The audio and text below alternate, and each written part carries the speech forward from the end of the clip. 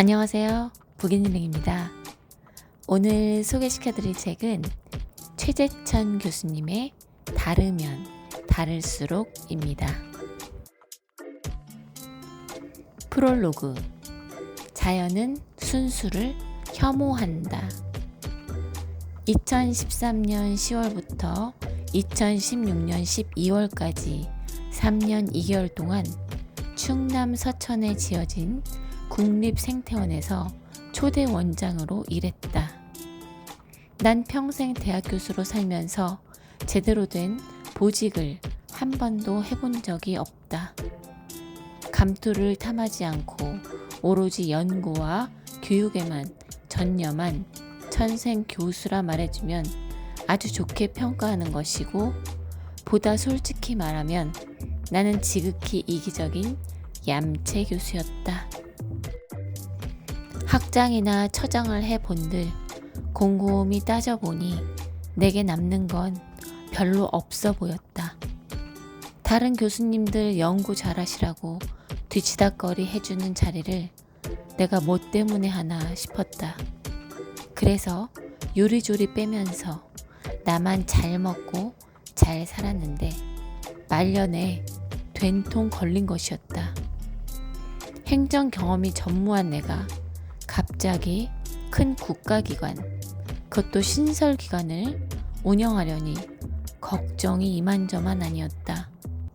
관리층은 대개 환경부에서 퇴임한 공무원 출신이 많았고, 그 밖에도 일반 기업체에서 온 사람, 학계에서 온 사람, 자영업하다 온 사람, 시민운동하다 온 사람까지 정말 다양한 사람들이 모여 있었다. 그 무렵 내가 제일 은근히 질투하던 사람이 하나 있었다. 바로 김정은이었다. 참으로 균일한 집단을 통치하고 있는 아주 운 좋은 친구라는 생각이 들었다. 그러나 부럽진 않았다. 그런 일사불란한 집단은 절대로 창의성을 발휘하지 못한다는 걸 잘 알기 때문이다. 창의성의 꽃은 혼돈의 풀밭에서 피어난다. 다양성이 창의성을 낳는다. 자연은 순수를 혐오한다. 다윈 이래 가장 위대한 생물학자라고 칭송받다가 거의 정확하게 지금 내 나이에 요절한 해밀턴 교수가 남긴 명언이다. 우리나라 과학책 분야의 영원한 베스트셀러 이기적 유전자는 리처드 도킨스가 해밀턴의 이론을 일반 독자에게 알기 쉽게 풀어준 책이다. 어느덧 이 땅에서 연례 행사처럼 벌어지는 조류 독감은 우리가 기르는 닭의 유전자 다양성이 고갈돼 벌어지는 생태 재앙이다. 비록 당장은 한두 마리의 닭이 비실거리지만 자칫 유전자 다양성을 상실해 거의 복제닭 수준인 수천 마리가 순식간에 감염될 수 있다는 걸 알기 때문에 몽땅 끌어다 묻는 것이다. 우리 정부는 자꾸 철새들에게 손가락질 하지만 정작 그들은 조류독감 바이러스가 돌아도 몰살하지 않는다. 유전적으로 서로 다르기 때문에 유행하는 바이러스에 운 나쁘게 취약한 몇 마리만 죽을 뿐이다. 자연은 순수를 혐오하고 다름을 추구한다. 우리가 짓고 있는 농사도 마찬가지다. 예전에는 여러 다양한 식물들이 한데 어울려 자라던 곳을 우리가 깨끗이 밀어내고 딱 한 종류의 식물만 심는다. 마침 우리가 심어놓은 그 작물을 특별히 좋아하는 해충에게는 더할 수 없이 신나는 일이다. 자연 생태계에서는 자기가 좋아하는 식물을 다 먹어치우고 나면 갈등의 순간이 찾아온다. 자연에는 똑같은 식물이 바로 곁에서 자랄 확률이 적기 때문에 같은 식물을 먹겠다고 고집할 것인가, 아니면 썩 좋아하지는 않지만 바로 곁에 있는 식물을 먹을 것인가 결정해야 한다. 기어코 자기가 제일 좋아하는 식물을 계속 갉아먹으려면 그 식물을 찾아 길을 떠나야 한다. 우리에게는 그리 대단한 거리가 아니더라도 작은 애벌레에게는 엄청난 여정일 수 있다. 그러는 동안 식물은 생육할 시간을 번다. 농사는 곤충들에게 그런 시간 여유를 허용하지 않는다. 다름이 공존을 허용한다. 다르면 다를수록 세상은 더욱 아름답고 특별하다. 그래서 재미있다. 제1장 아름답다. 우리 사회는 이른바 님비 현상이라 부르는 집단 이기주의가 팽배하다. 환경운동도 아주 가끔은 님비의 오류를 범한다. 동물 생태학자로서 맞아 죽을 얘기인지도 모르지만 환경보호도 다 우리가 살려고 하는 것이지 무작정 자연을 살리기 위해 우리가 죽을 수는 없는 일이다. 우리나라에 어느새 환경운동연합과 같은 힘있는 시민단체가 생겨났다는 것은 참으로 자랑스러운 일이다.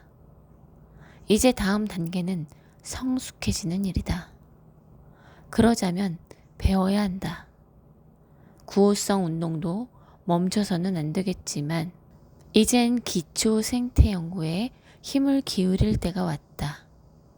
한 번은 한국동물학회가 저명한 영국의 개미학자를 초청한 일이 있다.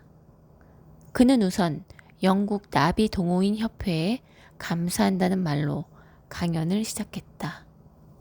영국에는 나비를 사랑하는 이들이 워낙 많아 제 아무리 난다긴다 하는 정치인이라도 그들이 조직한 협회에 와서 절을 하지 않으면 표를 모을 수 없다고 한다.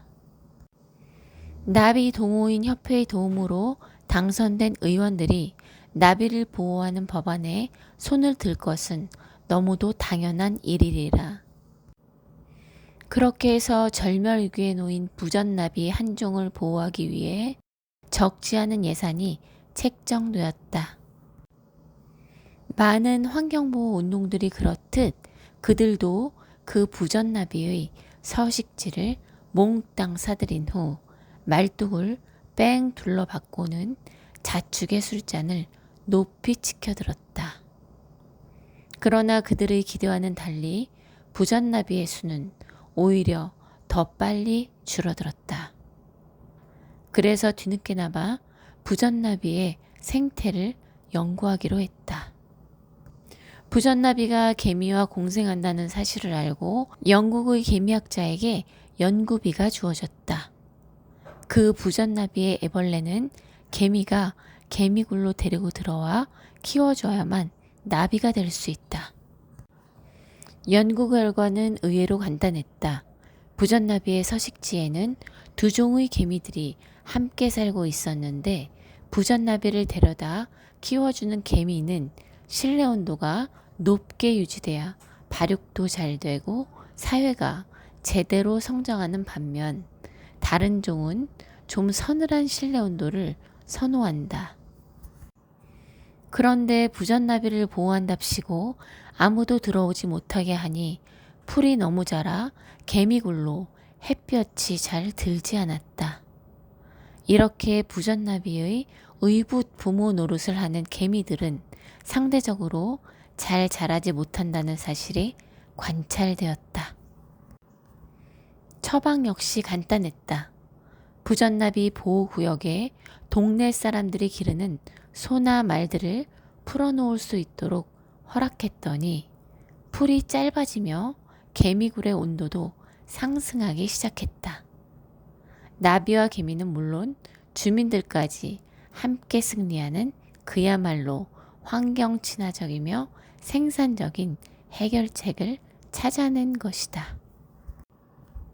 방송 매체에 나와 이른바 전문가의 견해를 밝히는 환경단체 간부들을 볼 때마다 조마조마한 마음을 금할 수 없다. 너무나 자주 생태학적으로 검증되지 않은 이론들을 펼치기 때문이다. 이젠 늘 반대를 위한 반대만을 고집할 순 없다.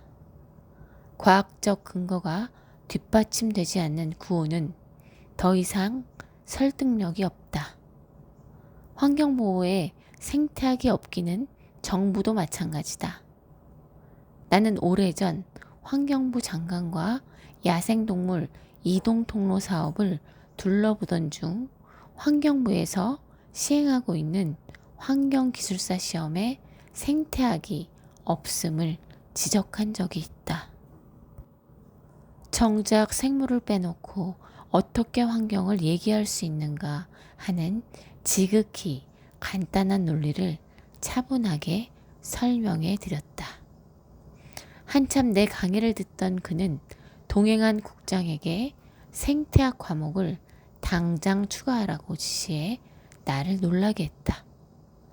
하지만 오늘까지 생태학은 환경기술사 시험의 정식 과목으로 포함되어 있지 않다.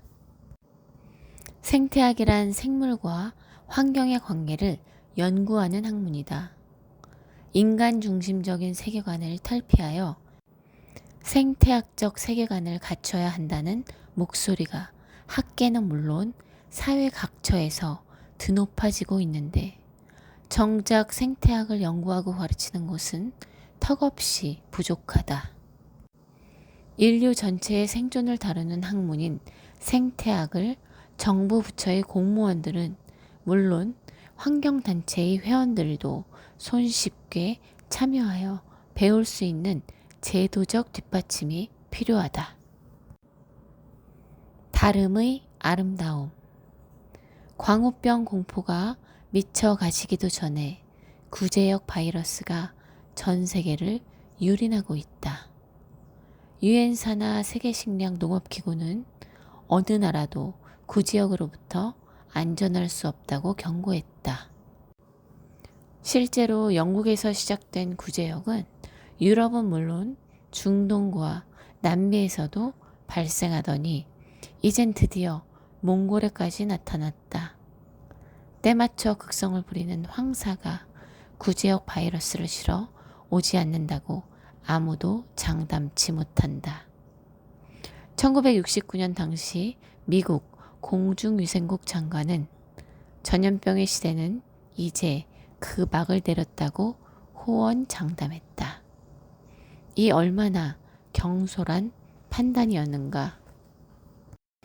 20세기 의학의 가장 위대한 업적으로 꼽히는 페니실린 발견으로 인류는 세균에 의한 감염에서 해방되는 듯 보였다. 그러나 세균과 벌인 우리의 전쟁은 그리 쉽사리 끝나지 않았다. 드디어 몇 년 전 세계보건의 날을 맞아 세계보건기구는 전염병 시대가 다시 우리 곁에 찾아오고 있음을 시인했다. 거의 완벽하게 퇴치했다고 믿었던 전염병들이 세계 각처에서 창궐하고 있다. 우리나라도 예외가 아니다. 세균이나 바이러스와의 전쟁에서 인간이 점점 처지고 있다.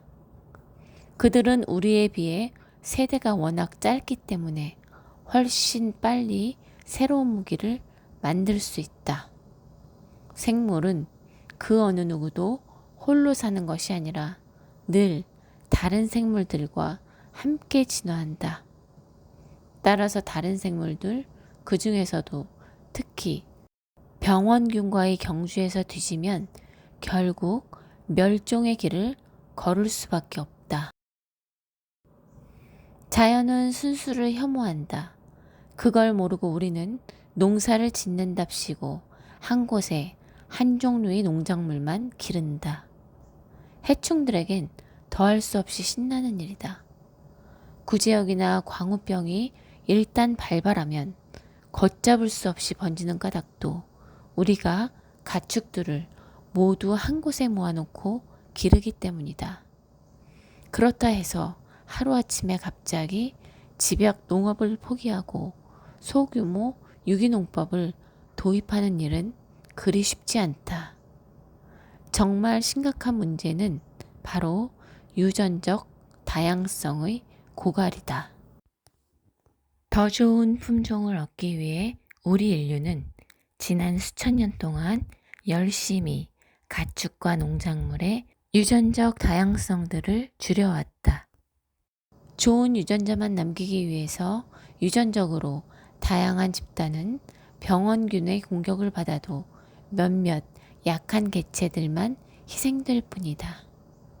광우병이나 구제역은 빙산의 일각에 지나지 않는다. 앞으로 이런 전염병 질병이 몰고 올 재앙은 점점 더 빈번해지고 그 규모도 훨씬 더 커질 것이다. 유전자 과학이 발달하여 곧 인간의 유전자도 마음대로 치환하고 조작할 수 있는 시대가 오면 우리의 유전적 다양성도 비슷한 비극의 길을 걸을 것이다. 좋은 유전자가 있다는데 바꾸지 않을 사람이 어디 있으랴. 남녀노소 할 것 없이 자신의 고유한 유전자를 남들이 다 좋다는 유전자로 바꾸기 시작하면 우리 스스로 가축이나 농작물처럼 만드는 셈이다. 모두가 똑같은 가방을 매야 하고 모두가 똑같은 구두를 신어야 하고 모두가 똑같은 춤을 춰야 하는 우리나라는 특별히 큰 재앙을 맞이할 것 같아 걱정이다. 복제인간 몇 명이 거리를 활보하는 것은 사실 큰 문제가 아니다. 유전자 종교를 신봉하는 인간 교인들이 스스로 자연 앞에 무릎을 꿇을 일이 더 무섭다. 유전자 시대를 사는 현대인에게 다름의 아름다움을 노래했던 찰스 다윈을 새삼 소개하고 싶다. 제2장 특별하다. 미국에 살던 시절 아내는 발렌타인데이를 좋아했다. 둘 다 늘 공부하기 바쁘다가 이날이 오면 고급 레스토랑에서 함께 저녁 식사를 했고 아내는 내가 건네는 장미꽃 한 다발과 유럽산 초콜릿에 행복한 미소를 머금곤 했다. 그러기에 해마다 발렌타인데이를 낭만적으로 꾸미는 일은 내게 절대적으로 중요했다. 그런데 발렌타인데이와 화이트데이를 둘러싸고 형성된 우리나라 풍습에 생물학자로서는 이해하기 매우 힘든 부분이 있다.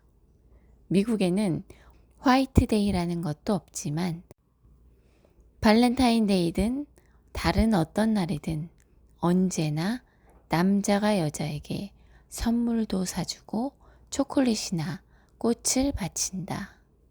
그런데 어찌된 영문인지 우리나라에서는 발렌타인데이에 여자가 먼저 남자에게 초콜릿을 선사하게 되어 있다.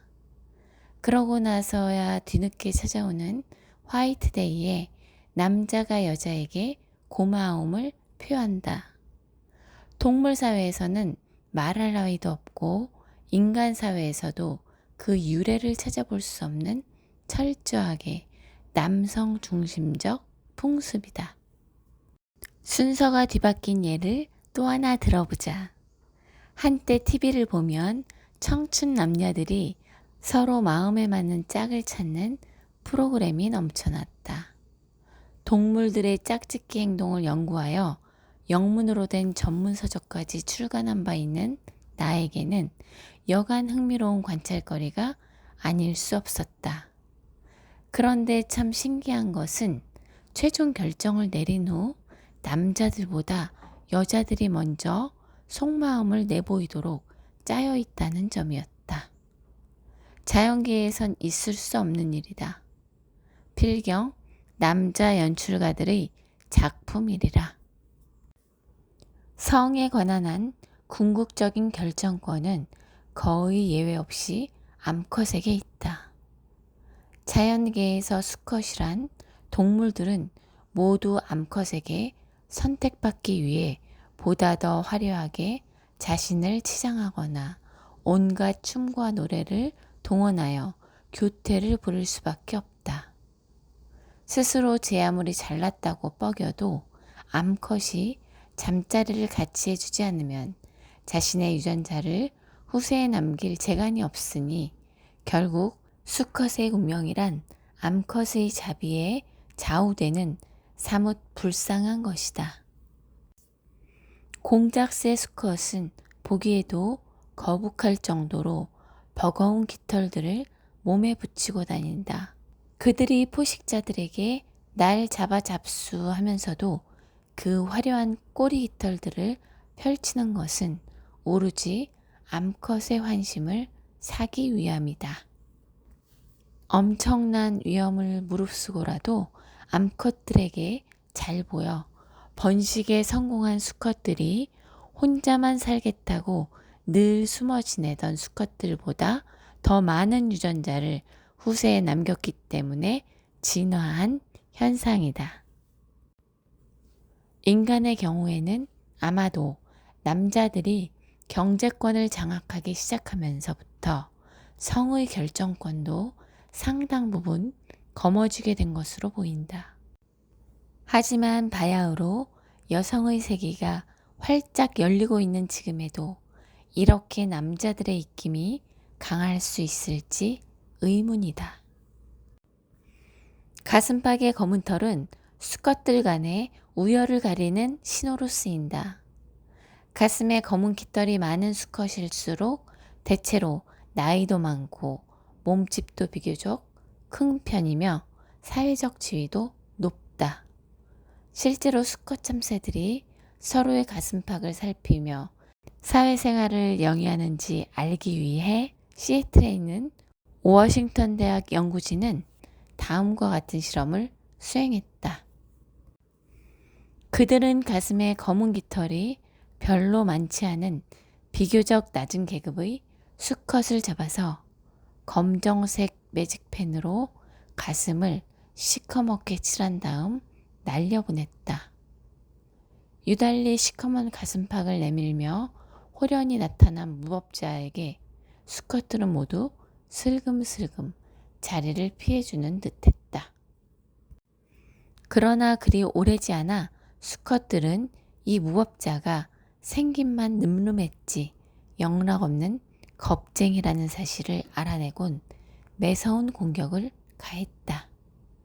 그래서 이번엔 호전적인 성격을 만들어주기 위해 가슴을 시꺼멓게 하는 것은 물론 남성 호르몬인 테스토스테론을 주사해 주었다.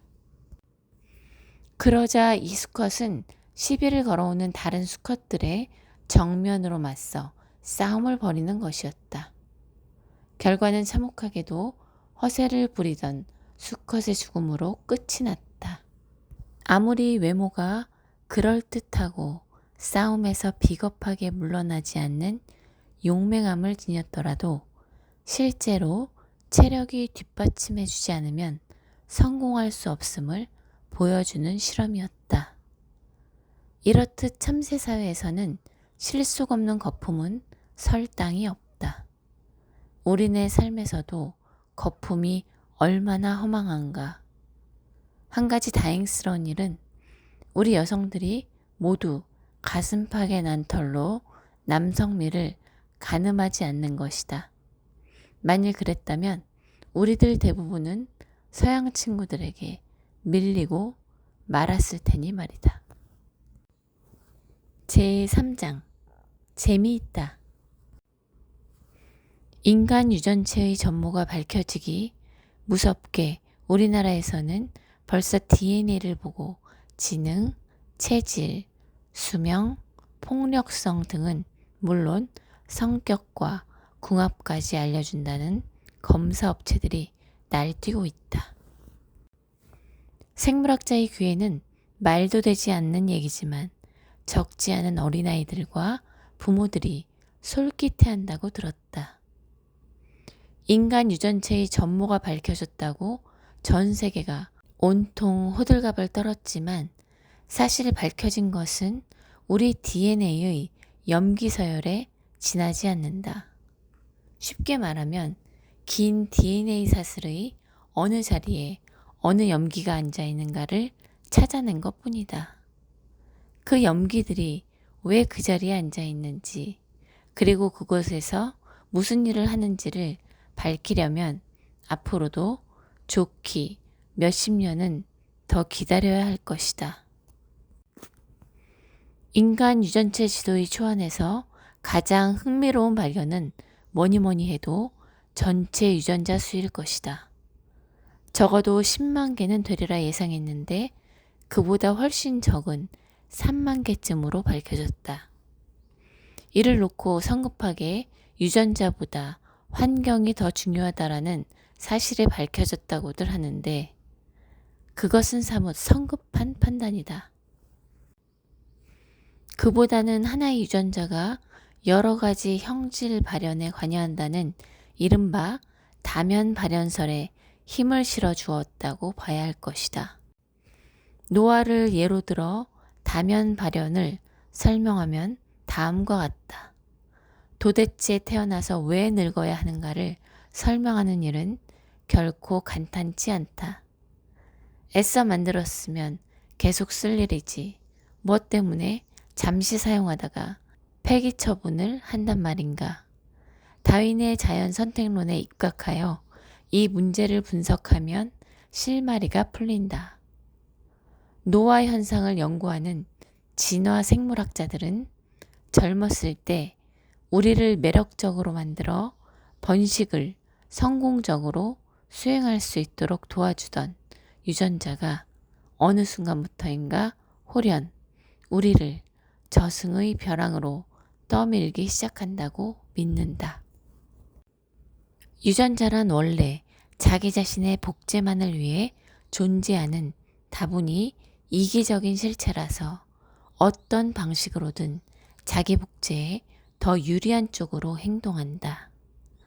그런 유전자들이 진화의 역사를 통해 한 기계를 오래 쓰는 것보다는 쓸만한 기계를 만들어 한때 최대한으로 써먹고는 가차없이 처분하고 새로운 기계를 만드는 길을 택한 것이다.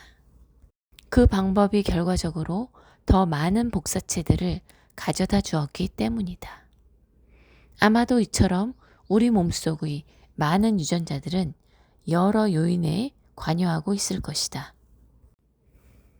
그렇기 때문에 가끔 언론 매체에 발표되는 우울증을 유발하는 유전자를 찾았다 또는 우리를 알코올 중독자로 만드는 유전자를 찾았다는 식의 뉴스는 결코 믿을 만한 것이 못 된다. 예를 들어 우리 머리카락의 색깔을 결정하는 유전자도 그 전모가 밝혀졌을 때 유전자 한 개의 소행일 확률은 거의 0에 가깝다. 모르긴 해도 몇백 개의 유전자들이 함께 만들어내는 작업일 것이다. 그처럼 간단한 형질에도 그 많은 유전자들이 매달려 있을 텐데 하물며 우리를 우울하게 만들거나 쉽사리 술독에 빠지게 만드는 성향을 조절하는 유전자들이야 오죽하랴. 질병을 유발하는 유전자로 발표되는 경우도 사실 알고 보면 그 유전자가 그 형질을 유발한다기보다 정상적인 형질을 갖고 있는 사람의 유전자와 비교할 때 어떤 특정한 유전자 부위가 다르다는 사실을 발견한 것뿐이다. 앞으로 이런 연구들이 활발히 진행되면 밝혀질 일이지만 사고는 언제나 한 곳에서만 일어나지 않는다. 같은 유전병을 일으키는 유전적 결함이 한 곳 이상에서 발견될 가능성을 배제할 수 없다.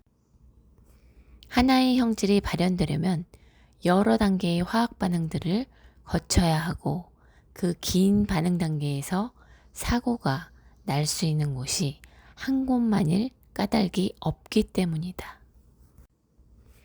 아직은 그 어느 유전학자도 인간 유전체 지도를 펼쳐놓고 토정 비결을 읊을 수 없다.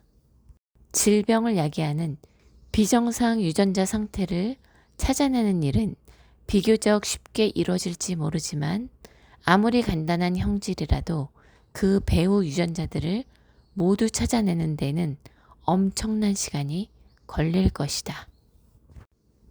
이제 우리 중 유전자를 모르는 이는 없어도 제대로 아는 이는 여전히 드물다. 3-1장 도덕의 진화. 나라가 온통 거짓말의 꿀단지에 빠져 허우적거리고 있는 것 같다. 거짓을 말하는 사람이나 그 거짓에 피해를 입는 사람이나 그리고 그걸 곁에서 듣고 있는 사람이나 모두 할 것 없이 질척질척 늘어지는 거짓의 꿀에 끈적끈적 뒤엉켜 있다. 우리는 어릴 때부터 거짓말은 죄악이라 배웠다.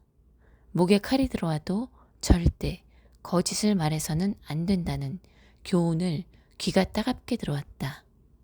하지만 단언컨대 일생 동안 거짓말을 단 한 번도 하지 않고 살 수 있는 사람은 이 세상에 없다.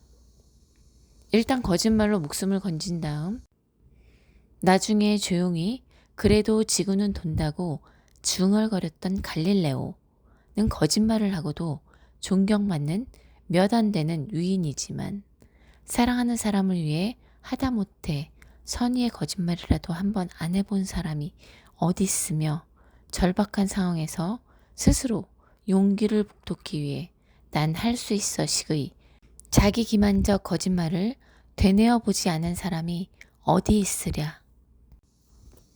제인 구달 박사는 다음과 같은 흥미로운 실험을 한 적이 있다. 평소 친하게 지내는 침팬지 친구들 중 한 명만 은밀히 따로 불러 도저히 한 번에 다 먹어치울 수 없는 양의 바나나를 안겨주었다. 갑자기 날아든 엄청난 행운에 잠시 어리둥절해하던 그 침팬지는 이내 바나나를 자기만 아는 곳에 숨겨두곤 하나씩 야금야금 꺼내 먹기 시작했다. 이를 발견하고 몰려온 친구들에게 그는 놀랍게도 바나나를 감춰둔 곳이라며 엉뚱한 방향을 가리켜 모두 그리로 달려가게 만든 다음 자기는 혼자서 숨겨놓은 바나나를 꺼내 먹었다. 동물의 인지 능력을 연구하는 행동학자들에게 거짓말은 더할 수 없이 훌륭한 연구 주제다. 거짓말이란 일단 상황 판단이 끝난 다음 문제를 자신에게 유리한 방향으로 왜곡한다는 점에서 상당한 인지 능력을 요구하는 행동이기 때문이다. 얼마나 치밀한 계획하에 하는지는 몰라도 거짓말을 하는 동물들의 예는 수없이 많다. 거짓말은 이처럼 동물들의 생존과 번식을 돕는 엄연한 적응 행동이다. 인간은 왜 거짓말을 하지 말자고 늘 스스로를 채근하며 사는 것일까?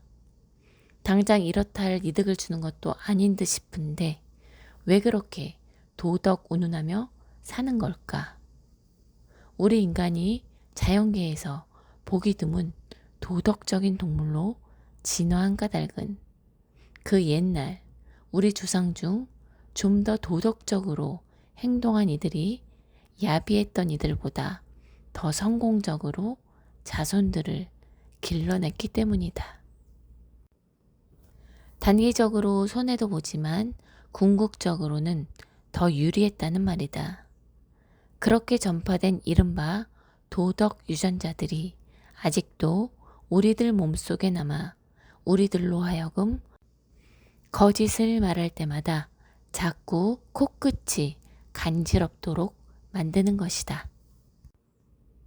하지만 사회가 자꾸 거짓을 방관하기 시작하여 거짓말쟁이들이 오히려 더 잘 살게 되면 자칫 도덕의 진화가 멈출 수도 있다. 그렇게 되면 우리도 그저 닥치는 대로 물고 뜯는 그런 동물로 전락하고 말 것이다. 돌고래 수컷들은 늘 두세 마리가 한 패가 되어 암컷의 꽁무니를 따라다닌다. 전후좌우에서 번갈아 몰며 하루 종일 따라다니면 암컷은 끝내 하는 수 없이 자기 몸을 허락한다. 이런 식으로 암컷을 얻을 때마다 수컷들은 순서를 지키며 제가끔 합방의 영광을 얻는다. 그런데 가끔 그 사회에도 먼저 잽싸게 암컷을 취하곤 다른 배로 자리를 옮기는 얌체 수컷들이 있다. 하지만 이들은 단기적인 이득은 얻을지 모르지만 일단 신의가 없는 친구로 낙인이 찍혀 결국 암컷에게 접근할 자격마저 잃고 만다. 사회적 평판이 나빠진 개체는 결국 그 사회에서도 매장되고 마는 것이다. 다르면 다를수록 세상은 더욱 아름답고 특별하고 재미있다는 이 책을 통해서 각자 도생의 시대, 자연에서 발견하는 다양성의 가치를 더 깊이 있게 알게 된 것 같습니다. 그럼 저는 여기서 마무리하고 인사드리겠습니다. 오늘도 함께 해주셔서 정말 감사합니다.